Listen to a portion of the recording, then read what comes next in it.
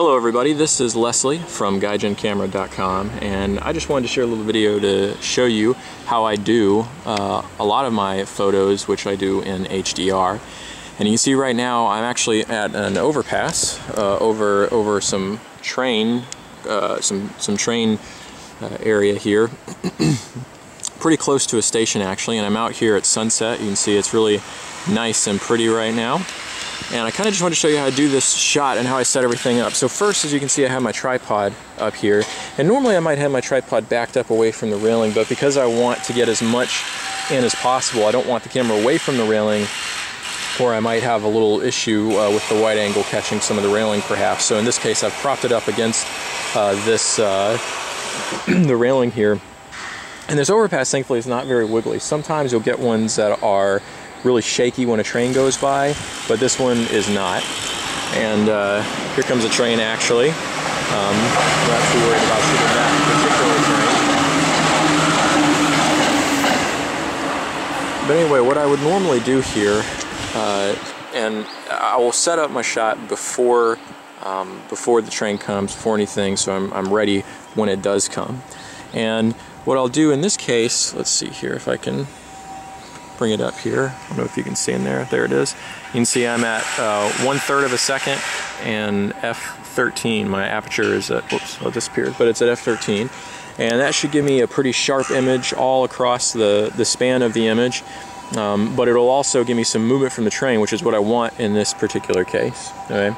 And so to set it up for HDR, I have to do what's called bracketing. And bracketing basically is just going to take an image and it's going to take a normal exposure and then a really dark exposure for, like for instance, the sky in this case, and then a really light exposure for some of the shadows, like down here on the tracks. And so it'll take those three images, and that's called bracketing. And I have a little button right here for it, the bracket there, and I'll have set that up already. There's another train.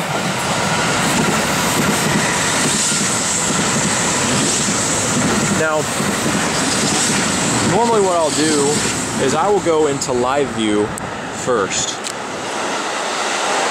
And in live view, I can focus on whatever part of the image I really specifically want to focus on over here, and I can zoom in, and that little red square is where it's going to be focused on. And so, for instance, I can focus right there, or I can, focus just generally on the whole image like you might normally. But that way I can kind of choose exactly what I want to make sure is in focus. And what I'll do is after it's in focus, I'll take live view off, and then I will do over here, I'll put it on manual. If I had it on autofocus already anyway, I'll put it on manual. And that way I know for sure that it's not going to change focus again when I do the interval timing shooting. And so to do the interval timing shooting, I'll go into menu, and you see here, interval timer shooting, like I just said 3 times. But anyway, so I'll go over there, and I have it set up so it's going to take 3 shots, one right after the other, and it's going to do just like the bracketing shots, because I'll bracket, like I said, a bright one, a dark one, and a normal one, or whatever order it's in. And so it'll shoot those one right after the other, and it's on a slight timer, just like a second here. And so it'll do those right after that, and that way I don't have to touch the camera while I'm doing it, so there's no chance of it wiggling or anything like that. It's just going to stay pretty sturdy. And then so what I'll do is when a train comes by, I'll wait for the right time, and I'll have this all set up, and I'll turn it on. So I don't know if another train is going to come here for a minute or so because a bunch already just came by. But I can show you right now, I'm using my D7000. Let me see here. You see I'm on U1, and U1 for me, user setting 1 and user setting 2 are what I usually stay on. For me, user 1 is almost entirely manual.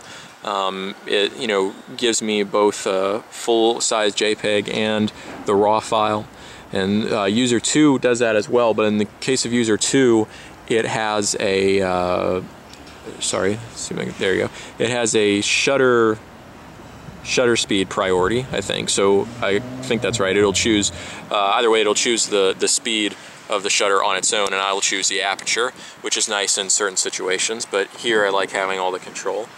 And I'm using my Tokina 11 to 16 millimeter wide angle here on my D7000, and I, by the way, love this lens. So if you like landscapes or shots where you want a big scene, I highly recommend this if you have a DX camera, as I do. But anyway, I'll give you an idea here. There's not a train coming right now, but I'll give you an idea. So once I have it all set up and the train's coming, and usually when the train's coming, in this case, whether it's going by or coming towards me, I'll make sure that most of the train is covering this entire area. Especially if it's coming towards me, that's important, because the lights, the front lights of the train will show up and can kind of get in the way. I mean, somebody might like it, I don't know, but I don't. So I try to shoot so that there's nothing there and I don't have to worry about any of that. And so it's just going to get the train as it go by. Oh, actually, you might be lucky here. Here comes a train right now. So I'll show you what I mean. So you see the front lights there. I don't really want to catch those in the image. So I'm going to wait till it goes by. I'm going to go ahead and have my integral timing set up. I'm going to wait. Goes right about here.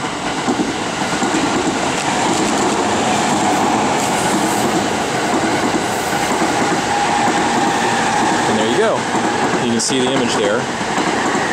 So there's, the normal exposure, and there's one for the sky, and then there's one for the train and the tracks. And so I will take those into Photoshop and Photomatix and all those wonderful programs, and I will make an HDR. And that will probably be along, this video will probably be along with that image when I do it, so you can kind of see how I go about that process. But anyway, just wanted to share that with you. Hopefully it'll give you kind of an idea of how I do it, and maybe give you some ideas for yourself if you ever want to give it a try. Thanks for watching the video and for stopping by the blog. I appreciate it, and I'll talk to you later. Bye-bye.